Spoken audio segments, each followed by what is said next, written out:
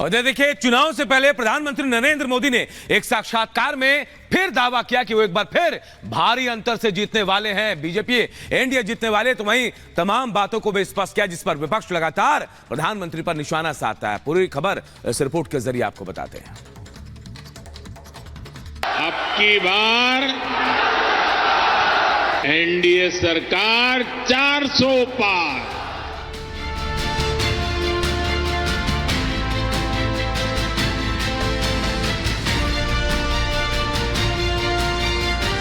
चुनाव से पहले पीएम मोदी ने अपने इंटरव्यू में कई मुद्दों पर बात की। वो मुद्दे जिन पर सियासी शोर है और सरकार को घेरने पर विपक्ष का जोर है। इंटरव्यू में पीएम मोदी ने साफ कर दिया कि एक बार फिर से देश की जनता का आशीर्वाद उन्हें मिलने की पूरी उम्मीद है और तीसरी पारी में कई निर्णायक कदम उठाने और विकास की गंगा बहाने की तैयारी है। सबसे पहले बात इलेक्टोरल बॉन्ड की, जिस पर सवाल उठाने वालों को पीएम मोदी ने कुछ इस अंदाज में जवाब दिया। पीएम मोदी ने साफ कहा कि इलेक्टोरल बॉन्ड पर विपक्ष झूठ फैला रहा है। 3000 डोनर है, उसमें सिर्फ 26 और उनमें से 16 कंपनी ऐसी थी, छापा जब लगा उस समय बॉन्ड खरीदा, उसमें से 37 पैसा अमाउंट बीजेपी को डोनेशन में मिली, 63% बीजेपी के विरोधी पार्टियों को मिली। और आप आरोप हम पर लगाए, लेकिन उनको गोलमोल बोलना है और भाग जाना है। हालांकि पीएम मोदी के इंटरव्यू के तुरंत बाद फिर विपक्ष मैदान में कूद पड़ा और विपक्षी नेताओं ने क्या कहा, जरा ये सुन लीजिए।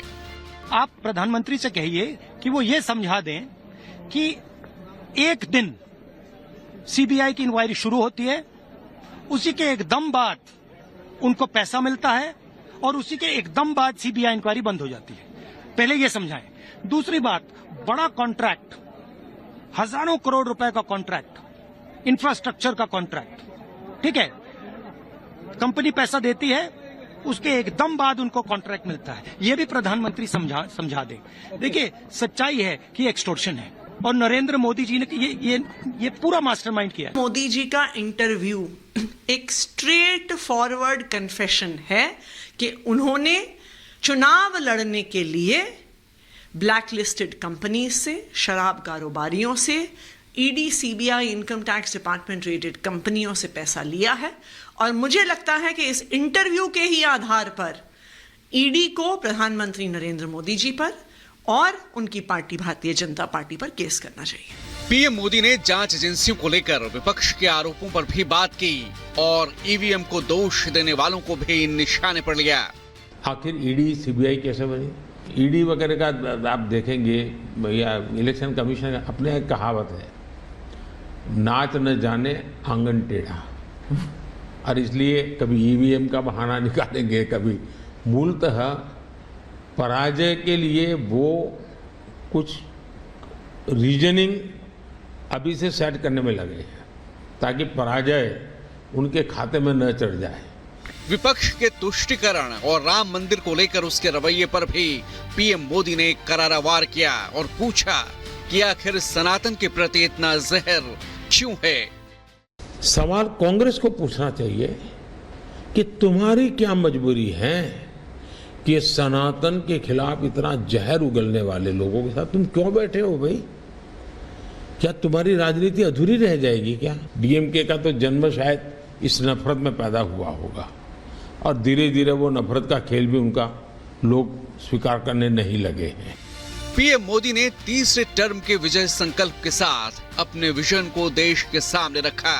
पीएम मोदी ने आजादी के 100वें वर्ष यानी 2047 में देश को विकसित बनाने का दावा किया और कहा कि भारत दुनिया को राह दिखाएगा। युवा मतदाताओं से पीएम मोदी ने देश के लिए वोट करने की अपील की है। अब देखना होगा कि 4 जून को तीसरी बार सरकार बना पाने में नरेंद्र मोदी कामयाब हो पाते हैं या नहीं। Bureau report, Republic Bharat.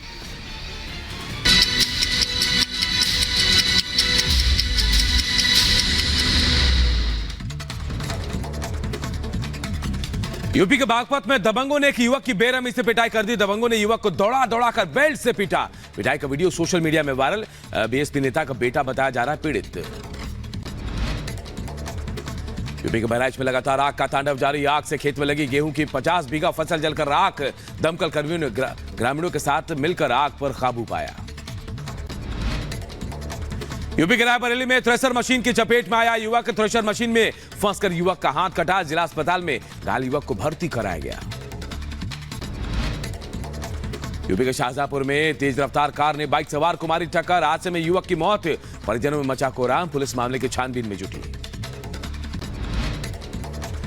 UP के बुलंदशहर में पुरानी रंजिश के चलते दो पक्षों में हुआ खूनी संघर्ष।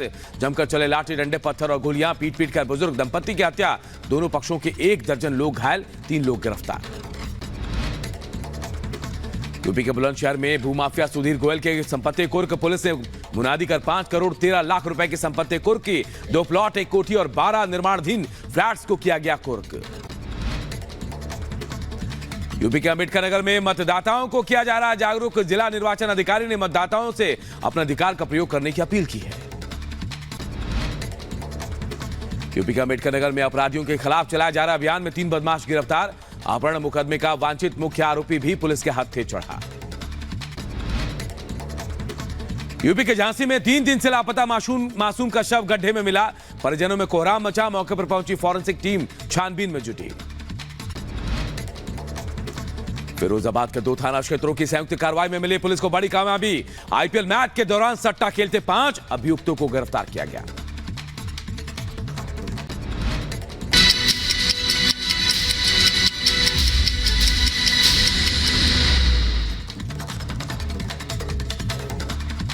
रामनवमी पर रामलला 20 घंटे तक दर्शन देंगे। जी हां, सुबह 3:30 बजे मंदिर में एंट्री शुरू हो जाएगी और 4 दिन तक वीआईपी दर्शन भी बंद रहेंगे। और माना यह जा रहा है कि 15 लाख लोग अयोध्या पहुंचेंगे। 1 मिनट में पूरी खबर आप सबको दिखाते हैं। अयोध्या में 17 अप्रैल यानी रामनवमी के दिन रामलला का दरबार श्रद्धालुओं के लिए 20 घंटे खुला रहेगा। मंगला आरती के बाद ब्रह्म मुहूर्त में 3:30 बजे से रामलला के दर्शन शुरू होंगे। श्रद्धालुओं को रात 11 बजे तक मंदिर में प्रवेश कराया जाएगा। दर्शन के बीच रामलला का अभिषेक और श्रृंगार भी चलता रहेगा। इस दिन करीब 15 लाख श्रद्धालुओं के देश विदेश से अयोध्या पहुंचने का अनुमान है। रामलला के श्रृंगार आरती सुबह 5 बजे होगी। दर्शन और सभी पूजन पहले जैसा चलता रहेगा। भगवान को भोग लगाने के लिए समय समय पर थोड़ी देर के लिए पर्दा लगाया जाएगा। अन्य दिनों में श्रद्धालु राम मंदिर में सुबह 6:30 बजे से रात 9:30 बजे तक दर्शन करते हैं। रामनवमी के दिन राम मंदिर 5 घंटे ज्यादा खुला रहेगा। रामनवमी पर भीड़ उमड़ने के कारण 16 से 19 अप्रैल तक सुगम दर्शन पास, वीआईपी दर्शन पास, मंगला आरती पास, श्रृंगार आरती पास, शयन आरती पास नहीं बनेंगे। यानी 4 दिन किसी भी तरह के पास जारी नहीं किए जाएंगे। Bureau report, Republic Bharat.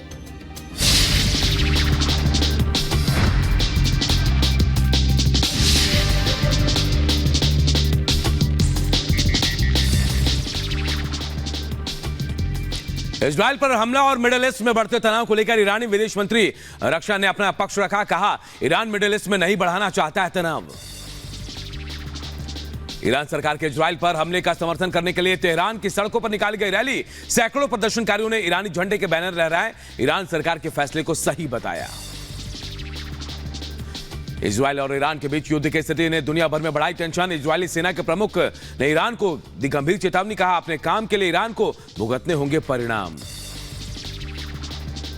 Israel और हमास के बीच संघर्ष जारी। रुक रुक कर गाजा बॉर्डर पर देखा जा रहा है धुएं का गुबार। ईरान के हमले के बाद लगातार एक्शन मोड में इजरायली सेना। ब्रिटेन के प्रधानमंत्री ऋषि सुनक ने ईरान हमले का मुद्दा ब्रिटेन की संसद में उठाया। संसद में ऋषि सुनक ने इजरायली सेना की तारीफ की। कहा, इजराइल पर